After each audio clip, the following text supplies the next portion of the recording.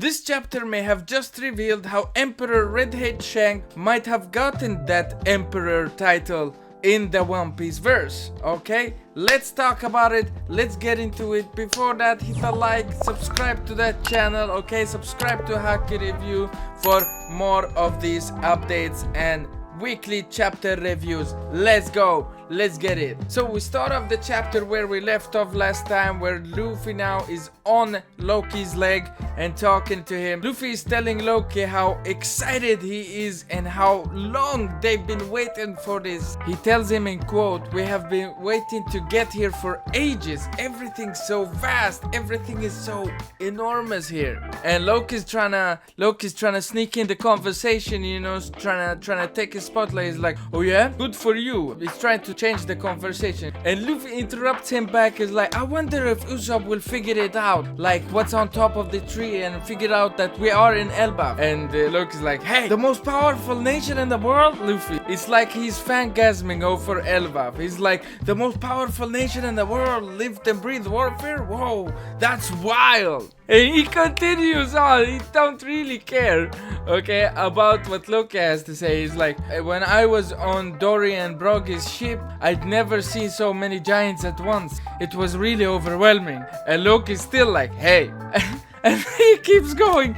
And Luffy keeps going. Like, "I can't believe they're the most powerful." Loki's like, "Hey, I'm talking to you."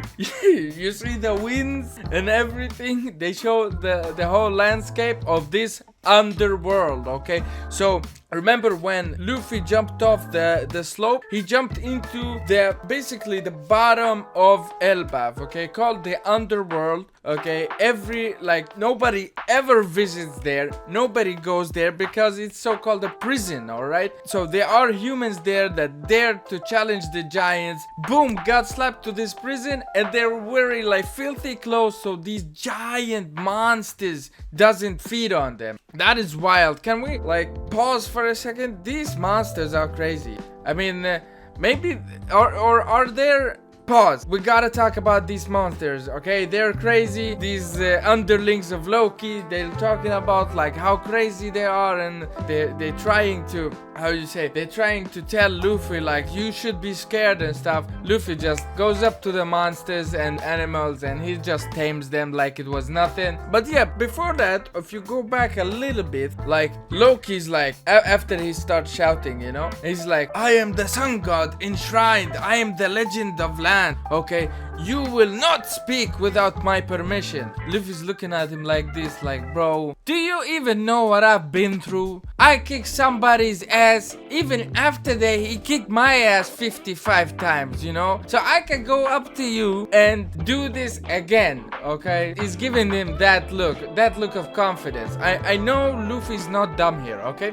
Luffy is a great judge of character, alright? He knows when you're bad, when you're pathetic, when you're like, from the first moment he meets you, he knows if you're good or not, okay?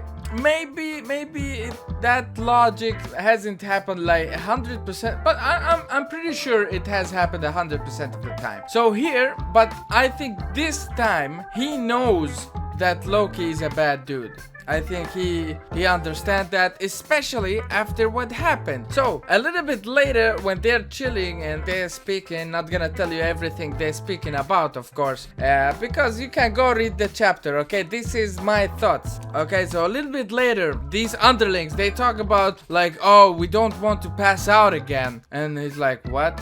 Like how?" And they speak of red-haired Shanks, like it's not every day that we get to see red-haired Shanks here or hear about him and stuff. And just like that, Luffy's like, "Oh, red hair, what did you just say?" Like that, like he's surprised.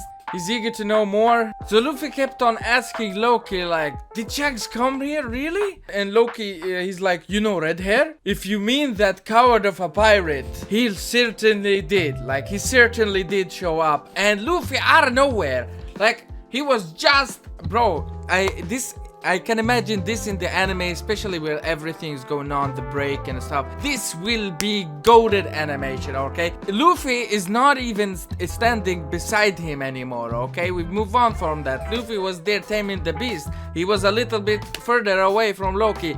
In an instant, in an instant he comes down there, and gear 4 seems like Snake Man.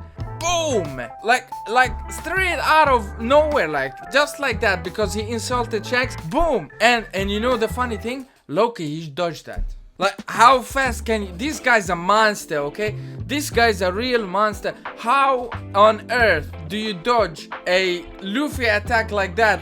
Like, I mean, come on, guys. This is no ordinary attack. It's Snake Man. It is like the speed is the main thing, and Loki dodges it. I guess he kind of commends Luffy because, or like it gives props to Luffy because, like, why did he dodge? Did he feel like he's gonna get hurt from that punch, or was he just like trying to show off some slack and doesn't want himself to bleed or something? We don't know, but I'm telling you right now, Luffy's gotta be careful here, because if he keeps taking the piss out of him and Luffy gets angry, okay, he might, I don't know, man, I don't know, he might like do a gear 5 or just, I don't know, bro, like for real, there's a reason why he didn't go gear 5 immediately. Like, we have seen that he could, but he went gear 4, okay? Think about it, even gear 4 strength with Rio, with all the haki, it could break these chains, okay? One, I don't know, red rock or something like that, not red rock, but another King Kong gun, maybe could be able to break these chains, bro. Even if they are sea prism stone, alright? So that doesn't even matter, because you remember the collar when he did that thing and Hazurero and he took it out, you know? The collar with the sea prism stone, this is exactly like it, okay? It doesn't matter if it's like chains or collar.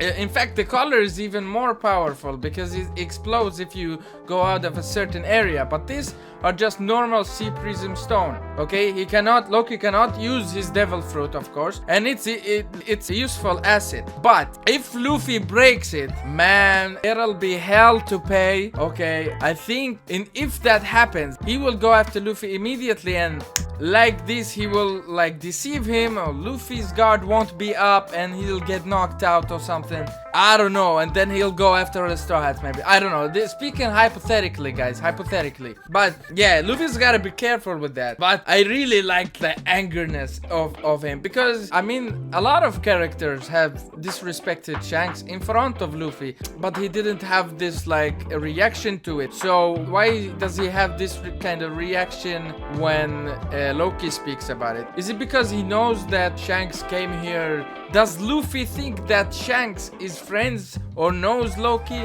We don't know, but he's like, bro, you really locked up for 6 years, man. Damn. But the thing is, Loki on his own, he is the one that told Luffy that he's been locked up for 6 years. He wants to like, I don't know, he wants to convince him to, of course he wants to convince him to like bring the key and release him, but he wants to like be friendly to Luffy to backstab him later. I know these types of characters, we know these kind of people, okay? So for the time being, it seems to be like that, and yeah, I love it, guys. This has been so funny. Okay, now we get also one more thing before we move on to the last part of the chapter. We get confirmation that this is the Adam tree. Okay, the tree of Elbaf is the Adam tree. It is the island itself. I mean, bro, this is unimaginable. The Adam tree. Do you remember the Adam tree, guys? That's exactly the wood that the sun is made out of. So this had been hinted at since a long time ago, guys, a long time ago. And maybe you think that Elbaf wasn't really planned, bro. Maybe it was planned before, and then he's like, should I skip it? And then he's like, nah, it's not worth skipping it.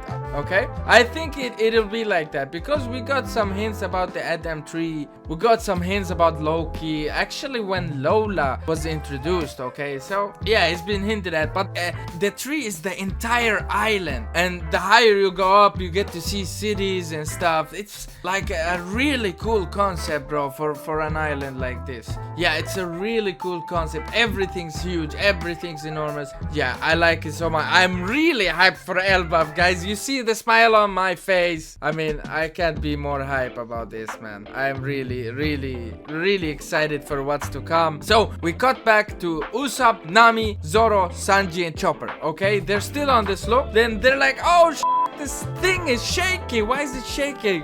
Usopp immediately takes out his goggles and looks at that far. And bro, even with the goggles, okay, like for real, even with the goggles, he wouldn't be able to see anything. Like, do you realize this is like double, triple the size of human place, like human country? You wouldn't be able to see them that far away, even if they are giants. Understand, the giants are this, the Straw Hats are this in comparison to the land. You know? They're on the slope, bro. Like, for real. This is such a good world building. This is such good character development for Usopp, because he's noticing. He's the one noticing this stuff, okay? Stop the hate on Usopp.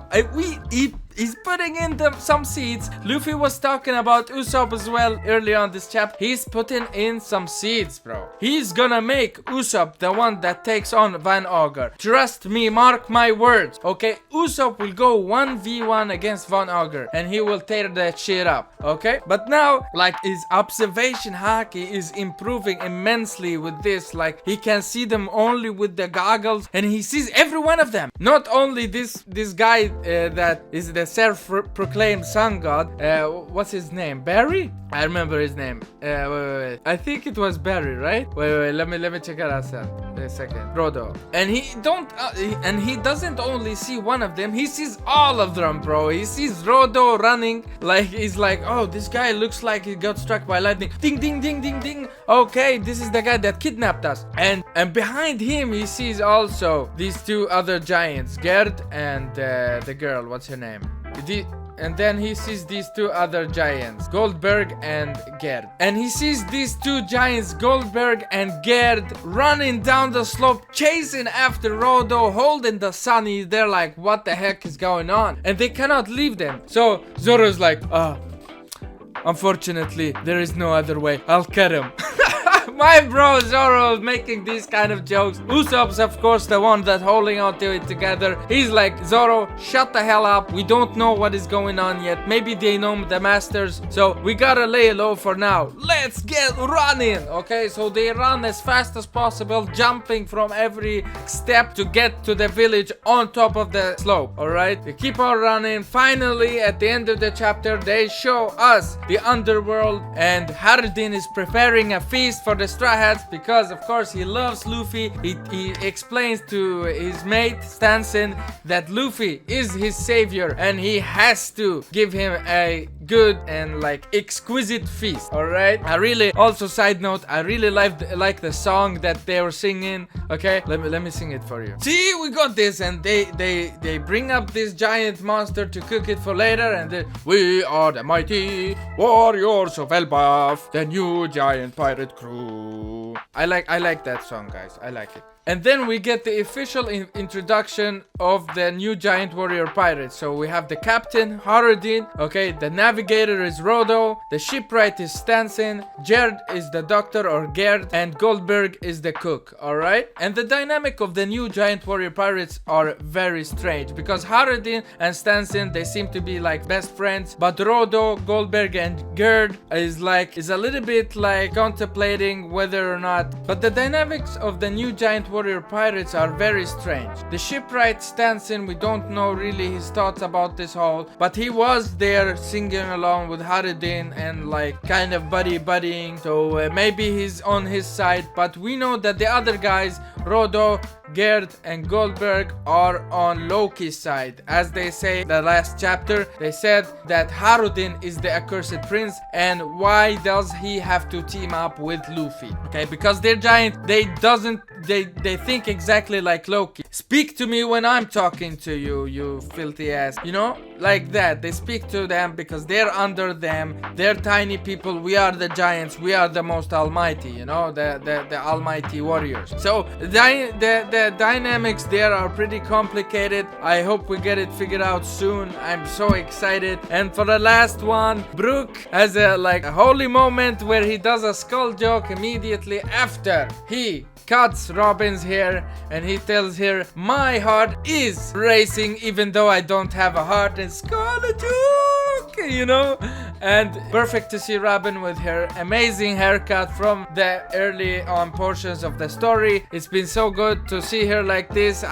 This brought me back some memories. I was very nostalgic with this hairstyle. She looks amazing, and she wants it to be like that because of Saul, because she's gonna meet Saul, right? So in the very last panel of the chapter where they're excited, they're gonna meet Saul. Oh my god, like they land on the coast of Elbaf. We hear somebody strange. It's Dr. Saul. Dr. Saul. It's Dr. Saul. He's fallen and won't get up. Boom, boom. To be continued. That would be so twisted and heartbreaking if Robin does not get to see Saul. That would tear my heart out, not gonna lie. I would cry, okay? I would cry like a maybe not, but yeah, that would literally tear my heart out, and yeah, that would be so sad. I hope she at least get to say some words like thank you or something to honor his memory of saving her or something like that. I hope they get a small reunion if he's gonna kill off the character. But please, Robin has to meet him. She's suffered through a lot. He's suffered through a lot.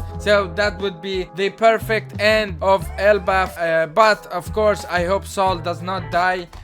In One Piece, it is hard for characters to die, so I hope he has the same fate as the other Will of P people in One Piece, because they don't die, they survive, okay? Pell. But I really hope Robert gets to meet Saul if he is gonna meet his demise, okay? This has been it for One Piece chapter 1131. Like, share, and subscribe to the channel if you enjoyed this one. Go on to the other socials, make sure to follow. Make sure to watch this whole video, and yeah, please have a nice one. Peace.